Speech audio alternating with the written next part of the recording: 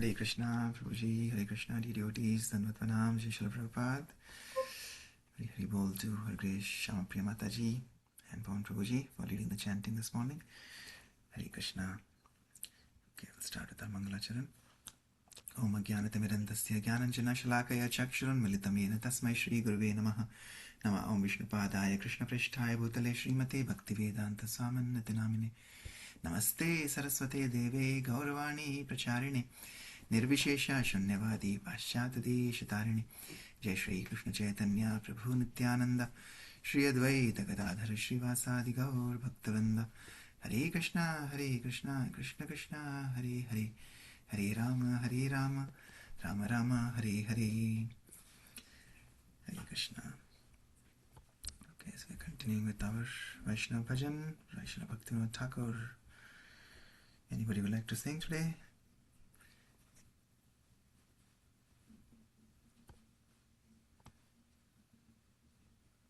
Meenu Mataji, good to see you back after Sri Ram Katha.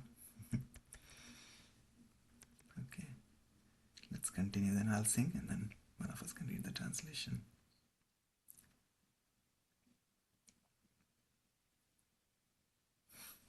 Vidyaravilase katainu kala paramasahase ami. Vidyaravilase katainu kala paramasahase ami. Tomara charana na bhajinu kabhu. Tomara charana na bhajinu kabhu. Ekho na sharana tumi, ekho na sharana tumi. Podite podite parasabarilo, gnane gati habhimani.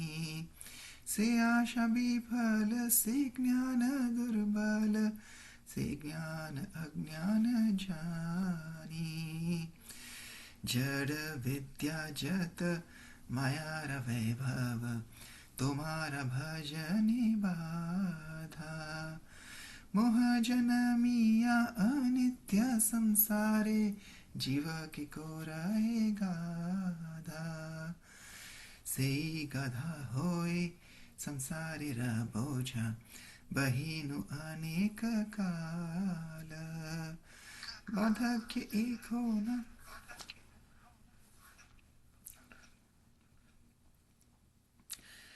बाधा के एक होना शरीर भावे कि जो नहीं लागे भालो.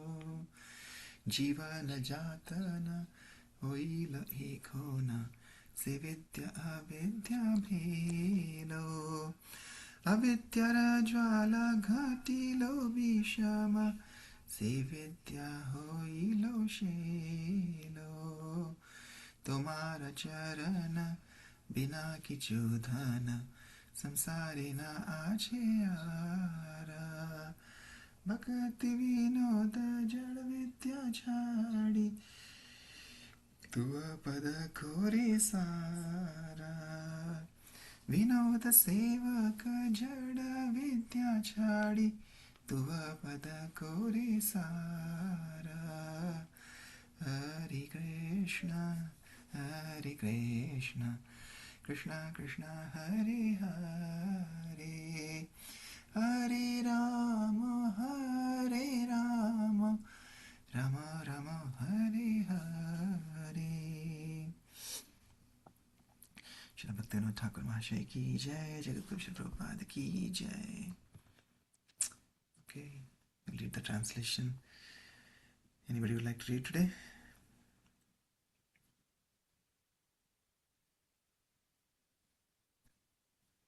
Ritesh Prabhu or Pawan Prabhuji, would you like to read?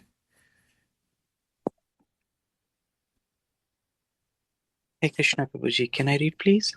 Yes, please. Yeah, Prabhu. Thank you. Hare Krishna. With great enthusiasm, I spent my time in the pleasures of mundane learning and never worshipped your lotus feet, O Lord. Now you are my only shelter. Reading on and on, my hopes grew and grew, for I considered the acquisition of material knowledge to be life's true goal. How fruitless those hopes turned out to be. For all my knowledge proved feeble, now I know that all such erudition is actually pure ignorance. All the so called knowledge of this world is born of the flickering potency of your illusory energy, Maya. It is an impediment to the execution of devotional services to you. Indulgence in mundane knowledge verily makes an ass of the eternal soul by encouraging his infatuations with this temporary world. Here is one person who has been turned into such an ass, who for so long has carried on his back the useless burden of material existence. Now, in my old age, for want of the power to enjoy, I find that nothing at all pleases me. Life has now become agony, for my so called erudite knowledge has proven itself to be worthless ignorance. Material knowledge has become a pointed shaft and has pierced my heart with the intolerable, burning pain of ignorance. O Lord, there is no treasure worth seeking in this world other than your lotus feet. Bhakti Vinoda abandons all his mundane knowledge and makes your lotus feet the sum and substance of his life. Hare Krishna. Hare Krishna. Thank you, Ritesh Prabhu. Anything you want to share? Any thoughts or reflections?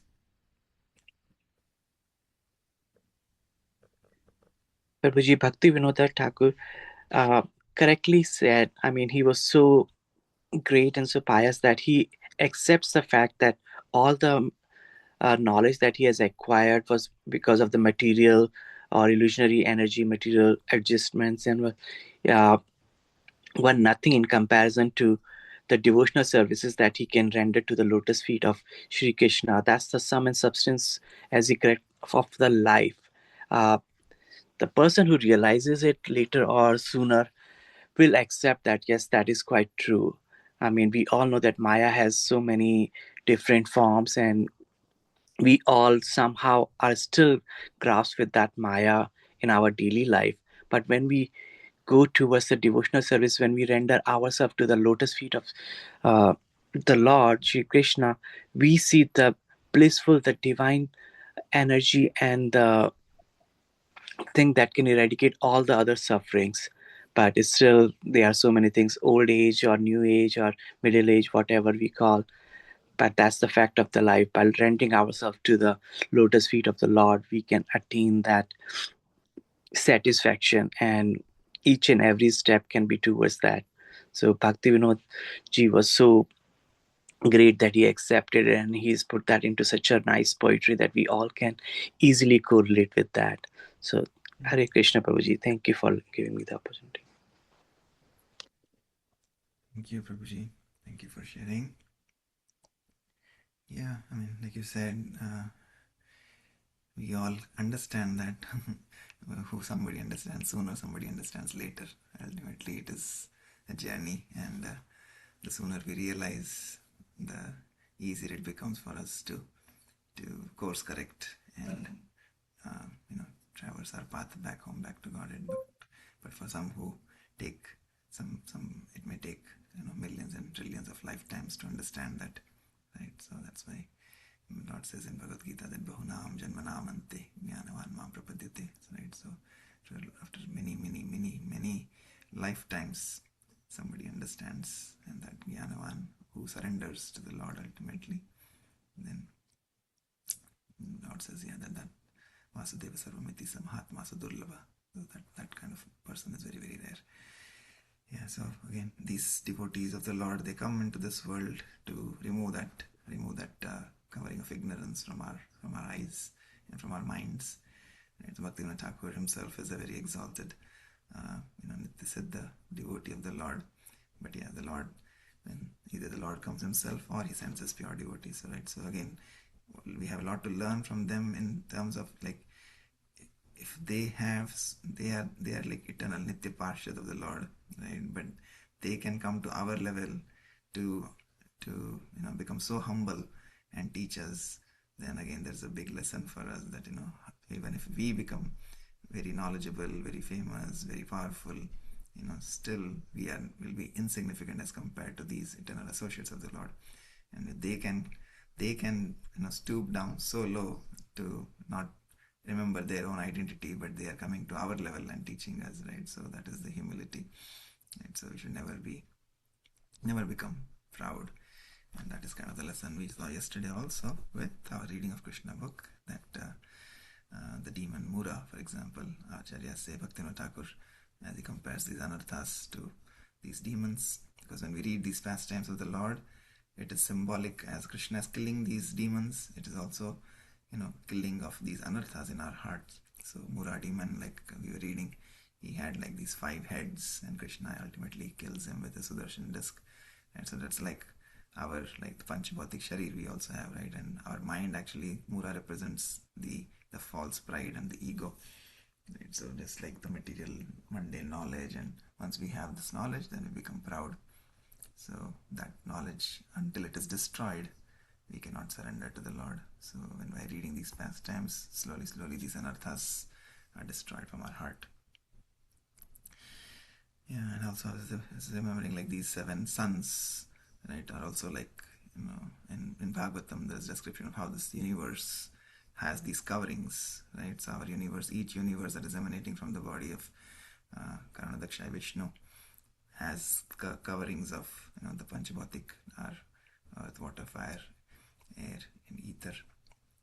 And then of course after that comes mind and intelligence, and then eventually is ego, right? So in Bhagavatam it is described that these coverings are there. So these are almost 7 coverings, right? So 5 plus 2 of mind and intelligence, and then ego is actually part of, is external to even the universe. So it's kind of like that. The seven coverings, these 7 sons of Mura also come.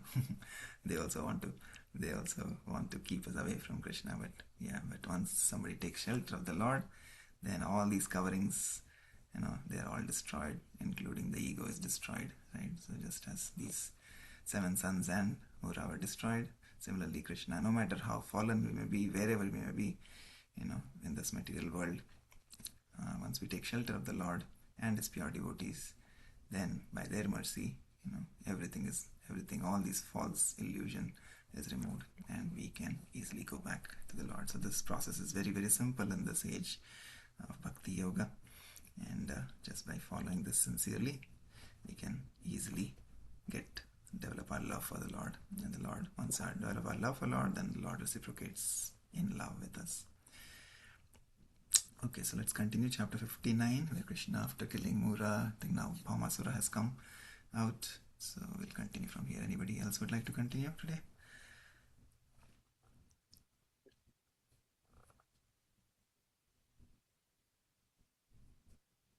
Ritesh Prabhu, why don't you do? Hare Krishna, Prabhuji. Yes, Prabhuji, please. Yeah. Bhaumasura, yeah. Bhaumasura, who was also known as Narakurasura, happened to be the son of the earth personified. When he saw that all his soldiers, commanders, and fighters had been killed on the battlefield by the strokes of the weapons of the personality of Godhead, he became exceedingly angry at the Lord.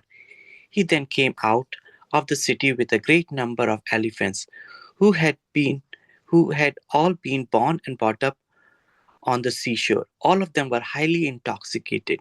When they came out, they saw that Lord Krishna and his wife were beautifully situated high in outer space, just like a blackish cloud above the sun, glittering with the light of electricity. The demon Bhaumasura immediately released a weapon called Satagni, by which he could kill hundreds of warriors with one stroke, and all his assistants simultaneously threw their respective weapons at the Supreme Personality of Godhead. Lord Krishna counteracted all these weapons by releasing his feathered arrows. The result of this fight was that all the soldiers and commanders of Bhaumasura fell to the ground, their arms, legs, and heads separated from their trunks, and all their horses and elephants also fell with them. In this way, all the weapons released by Bhaumasura were cut to pieces by the Lord's arrows. The Lord was fighting on the back of Garuda, who was helping him by striking the horses and the elephants with his wings and scratching their heads with his nails and sharp beak. The elephants, feeling much pain from Garuda's attack on them, all dispersed from the battlefield. Bhamasura alone remained in the battlefield, and he engaged himself in fighting with Krishna. He saw that Krishna's career, Garuda, had caused great disturbance to his soldiers and elephants, and in great anger he struck Garuda with all his strength, which defied the strength of a thunderbolt. Fortunately, Garuda was not an ordinary bird, and he felt the strokes given by Bhamasura just as a great elephant feels the impact of a garland of flowers. Bhamasura also came to see that none of his strikes would act upon Krishna, and he became aware that all his attempts to kill Krishna would be frustrated. Yet he tried, for the last time, taking a trident in his hands to strike him. Krishna was so dexterous that before Bhamasura could throw his trident, his head was cut off by a sharp Sudarshana chakra. His head, illuminated by earrings and a helmet, fell down on the battlefield. On the occasion of Bhamasura being killed by Lord Krishna, all the demons relatively screamed in disappointment, and the saintly person glorified the chivalrous activities of the Lord. Taking this opportunity, the denizens of the heavenly planets showered flowers on the Lord. At this time, Earth personified appeared before Lord Krishna and greeted him with the Vijayanti flower garland. She then returned the dazzling earrings of Aditi, bedecked with jewels and gold. She also returned the umbrella of Varun, along with the valuable jewel, which she presented to Krishna. After this, the earth personified offered her prayers to Krishna, the supreme personality and master of the world, who is always worshipped by exalted demigods. She fell down in obeisances and in great devotional ecstasy began to speak. Let me offer my respectful obeisances unto the Lord, who is always present with four symbols, namely his conch, shell, disc, lotus, and the club, who is the Lord of all demigods. Please accept my respectful obeisances unto you, my dear Lord. You are the super soul, and in order to satisfy the aspirations of your devotees, you descend to the earth in various transcendental incarnations, which are just appropriate to the devotee's worshipful desire. Kindly accept my respectful obeisances. My dear Lord, the lotus flower grows out of your navel, and you are always decorated with a garland of lotus flowers. Your eyes are always spread like the petals of the lotus flowers, and therefore they are all pleasing to the eyes of others. Your soft and delicate lotus feet are always worshipped by your unalloyed devotees, and those lotus feet pacify their lotus like hearts. I therefore repeatedly offer my respectful obeisances unto you. You possess all beauty, strength, fame, property, knowledge, and renunciation. You are the shelter of all six opulences. Although you are all prevailing, you have appeared as the son of Vasudeva. Please, therefore, accept my respectful obeisances. You are the original supreme personality of Godhead and the supreme cause of all causes. Only your lordship is the reservoir of all knowledge. Let me offer my respectful obeisances unto you. Personally, you are unborn. Still, you are the father of the whole cosmic manifestations. You are the reservoir and shelter of all kinds of energies. You, the manifested appearance of this world is caused by you. You are both the cause and effect of this cosmic manifestation. Please, therefore, accept my respectful obeisances. My dear Lord, as far as the three gods, Brahma, Vishnu, and Shiva, they are not independent of you. When there is a necessity of creating the cosmic manifestation, you create your passionate appearance of Brahma. When you want to maintain the cosmic manifestation, you expend yourself as Lord Vishnu, the reservoir of all goodness. Similarly, you appear as Lord Shiva, the master of the mode of ignorance, and thus dissolve the whole creation. You always maintain your transcendental position. In spite of creating these three modes of material nature, you are never entangled in these modes of nature, as the ordinary living entities are. Actually, my Lord, you are the material nature. You are the father of the universe. You are eternal time, which has caused the combination of the elements of nature and manifestation of the material creation. Still, you are always transcendental to all these material activities. My dear Lord, O Supreme Personality of Godhead, I know that earth, water, fire, air, sky, the five sense objects, mind, the senses, and their deities, egotism, and total material energy, all things animate and inanimate in this phenomenal world, rest upon you. Since everything is produced of you, nothing can be separate from you. Yet, since you are transcendently situated, nothing material can be identified with your personality. Everything is therefore simultaneously one with you and different from you. And the philosophers who try to separate everything from you are certainly mistaken by their viewpoint. My dear Lord, may I inform you that this boy, whose name is Bhagadatta, is the son of my son, Bhamasura. He has been very much affected by the ghastly situation created by the death of his father, and has become very much confused and afraid. I have therefore brought him to surrender unto your lotus feet. I request your lordship to give shelter to this boy and bless him with your lotus feet. I bring him to you so that he may be relieved of the reac- of the reactions of all the sinful activities of his father. After Lord Krishna had heard the prayers of Mother Earth, he immediately assured her of immunity from all fearful situation. He said to Bhagadatta, "Don't be afraid." Then he entered the palace of Bhamasura, which was equipped with all kinds of opulence. In the palace of Bhamasura, Lord Krishna saw 16,000 young princesses who had been kidnapped and held captive there. When the princesses saw the Supreme Personality of Godhead, Krishna entered the palace. They immediately became captivated by the beauty of the Lord and prayed for his causeless mercy. Within their mind, they decided to accept Lord Krishna as their husband without hesitation. Each one of them prayed for the providence that Krishna might become her husband. Sincerely and seriously, they offered their hearts to the lotus feet of Krishna with all unalloyed devotional attitude.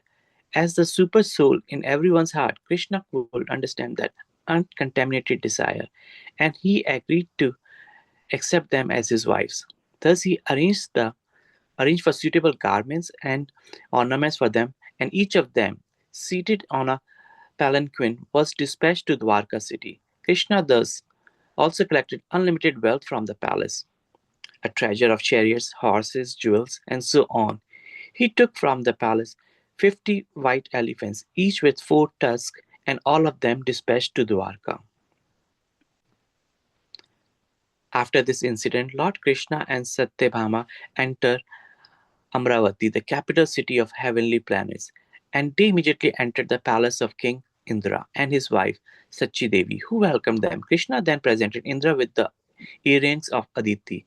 When Krishna and Satyabhama were returning from the capital city of Indra, Satyabhama remembered Krishna's promise to give her a Prajata tree. Taking the opportunity of having some of the heavenly kingdom, she uprooted a Parijita tree and placed it on the back of the Garud. Once Narad had taken the Prajapati Prarajata flower and presented it to the Krishna's senior wife, Sri Rukmani Devi. On account of this, Satyabhama had developed an inferiority complex. She also wanted such a flower from Krishna. Krishna could understand the competitive womanly nature of his co-wives, and he had smiled. He had immediately asked Satyabhama, "Why are you asking for only one flower? I would like to give you the whole tree of Parijata flowers." Actually, Krishna had purposely taken his wife Satyabhama with him so that she could collect the Parijata with her own hands. But the denizens of the heavenly planet, including Indra, were very irritated. Without their permission, Satyabhama had uprooted a Parijata tree, which is not to be found on Earth's planet. Indra, along with other demigods, offered opposition to Krishna and Satyabhama for taking away the tree. But in order to please his favorite wife, Satyabhama, Krishna became determined and adamant. So there is a fight between the demigods and Krishna. As usual, Krishna came out victorious, and he triumphantly brought the Parijata tree chosen by his wife to his earth planet, to Dwarka. After this, the tree was installed in the place in the palace garden of Satyabhama. On account of this extraordinary, the garden house of Satyabhama became extraordinarily beautiful. As the Parijata tree came down to the earthly planet, the fragrance of flowers also came down, and the celestial drones migrated to the earth in search of their fragrances and honey. King Indra's behavior towards Krishna was not very much appreciated by great sages like Sukdev Goswami. Out of his causeless mercy, Krishna had gone to the heavenly kingdom, Amravati, to present King Indra with his mother's earrings, which had been lost to Brahmasura. And Indra had been very glad to receive them. But when the Parijata tree from the heavenly kingdom was taken by Krishna, Indra had fought with him. This was self-interest on the part of Indra. He had offered his prayers, tipping down the head of the lotus feet of Krishna. But as soon as his purpose had been served, he became a different creature. That is the way of dealings of materialistic men. Materialistic men are often interested in their own profit. For the purpose, they can offer any kind of respect to anyone, but when their personal interest is over, they are no longer friends. The selfish nature is found not only among the richer class of men on the planet, but even in personalities like Indra and other demigods. Too much wealth makes a man selfish. A selfish man is not prepared to take the Krishna's consciousness and is condemned by great devotees like Sukdev Goswami. In other words, possession of too many worldly riches is a disqualification for advancement in Krishna consciousness. Hare Krishna, Prabhuji. Yes, thank you so much for reading so nicely. Any thoughts come to your mind from today's reading? Or anything that touched your heart? Prabhuji, the way the Earth Mata described Krishna in the first one, where they have given the real reflection of the highest personality of Godhead and how Krishna uh, is the supreme personality, the supreme Paramatma, the super soul, and how Earth has described Brahma, Vishnu, and Shiva in such a nice way, giving the highlight, ultimate, you can say, reality of Shri Krishna is very, very thoughtful, is very, very true too. I wish everybody can understand that in today's world, when we sometimes we see that people are arguing with all their materialistic knowledge that they have acquired, and they are still arguing. But once they read what the real knowledge has been given from the like the supreme personality and becomes Krishna consciousness, they can understand each and everything. Not only that, once we move from one place to the other place, we have seen how Indra, who is considered the king of heaven, has also become so much materialistic that he also tried to fight the supreme personality, who has come to like give the earrings back to him. uh, there's Maya everywhere, and like even Indra also gets, who is the king of the heaven, gets occupied with his own materialistic thoughts. But ultimately, uh, Krishna is the supreme personality, and he has shown in so many ways how he, with with all his things, he can overcome one by one, and shown the real example of how to live a simple life. And in the end, when it's saying all the wealth and all the stuff, which is basically still true in today's world, people keep acquiring wealth, and when that wealth is not used for the proper use, that is all, that is not used for the advancement of Krishna consciousness, or not used for the proper thing, that wealth is of no use. It's just greed. And that's where we all have to fight in each and every day in our world. I mean, wealth doesn't mean like a person being, uh, we call that self-interest, but self-interest can be like manipulated in so many different ways. Self-interest can be the, oh, this is in the interest of my family, this is the interest of my community, this is in the interest of my son, and so on. But in the end, it is all self-interest. So when we start thinking beyond these things, we will see how much pleasure we can get from the simple things, and from very, very simple things, which is full of peace and happiness. Thank you, Krishna. Thank you, Prabhuji. Thank you for the nice reflection. Yeah, like you said, I mean, again, all this, all the material knowledge and wealth, everything that we may get, name, fame, power, position, etc. If we don't utilize it correctly in the service of the Lord, then yes, they will come back or they will be taken away from us. And we see that, and practically also we see, like for people who go to the temples just to worship in the sense they want to just get their needs fulfilled, right, or their wants fulfilled.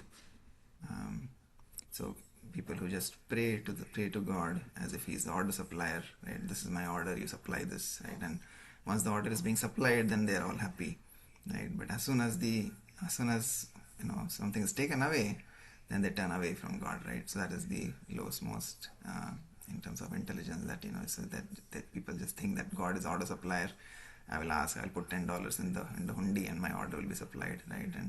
And then when it is not supplied, then they look for other options. Oh, let me go to this god or that god, right? Because so we see that this is practical even today also, right? So like this, but that issue is resolved here, like by Krishna, how he completely, because he is the giver, and like the example of Indra that was shared today. It's exactly like that, right? Like when Krishna is coming to give him his stuff, he is very happy, and as soon as he's trying to take something away, he becomes antagonistic against him. So yeah, I was just thinking, I was like, as you were reading, I was thinking, why is he doing this? And then said immediately next paragraph, Prabhupada answers that question. So it just correlates that, this is kind of our attitude also in most of the majority of the population, who pray to God, but pray to God in that mood that I want, right? And when then that want is not satisfied, then happy. Not satisfied, then immediately they become antagonistic against God, and they try to look for other options where their wants can be fulfilled. So yeah, and that again, all this can be addressed only when we have the higher knowledge. The higher knowledge is the spiritual knowledge from our scriptures, this is given purely by our pure devotees of the Lord. And the problem in today's world is nobody wants to read, right? That is the thing. Nobody, at least in other religions, they're teaching kids to learn from the childhood itself, in Christianity or in Quran and all they're reading. But unfortunately, in the Sanatana Dharma, that culture of reading is being lost, and nobody is reading our own scriptures, so then we don't have that knowledge. And without the knowledge, we will be always covered in ignorance, and it's very hard to understand the truth from the reality versus what is non-reality. So yeah, it is very, very important that we should read, as Prabhupada always used to say. My Guru Maharaj once, and I remembering one class, he was saying that when I travel, I see a lot of devotees. And sometimes devotees will say, well, I like to just chant, I don't like to read. And then some places he say, I just like to read, I don't like to chant. And then he was saying that, well, Prabhupada, that's why very importantly he gave us this morning program. The morning program is not just doing Mangalarti, or not just doing chanting, right? It's a combination of everything. It's a combination of Mangalarti, then we do our chanting, then we do Bhagavatam class, right? So it's a combination. We also sing these beautiful artis and bhajans, right? So all of this put together gives us the ammunition to fight Maya, right? If we just chant, but we don't have no knowledge of the Lord and His qualities and pastimes and beautiful forms, then our chanting will be very, very dry, right? So we have to read, and we combine all these together, chanting and reading especially, then our chanting also becomes, from lip deep, it becomes heart deep, right? It goes heart deep. So because it's just, otherwise because right now if you see, our tendency is, with the body we are trying to do bhajan, but our mind is wandering everywhere, right? But it should be the reverse actually. With our mind we have to do the bhajan, and body will automatically be there, right? So right now we are just doing, it's just doing like karma, like kriya we are doing bhajan, but actually that is not real. That is actually not even bhajan, as acharyas explain. Bhajan is done through the mind, when we are constantly absorbed in the thought of the Lord. Right? So that is true bhajan. So again, all of this we learn only when we read the Shastra, when we read and we hear from pure devotees of the Lord. And with that, our quality of bhajan will improve. And only with that will our anarthas be destroyed. So it's called all in a kram, but it is all sequential, but it is all very, very easily attained by just following this process of bhakti yoga. With Shravanam, Kirtanam, Vishnu Smaranam will happen automatically. So very nice. Each day when we read, we get so many wonderful lessons from Srila Prabhupada. So that is kind of the takeaway for me. Okay, anything else from anybody? Anybody would like to say or share anything?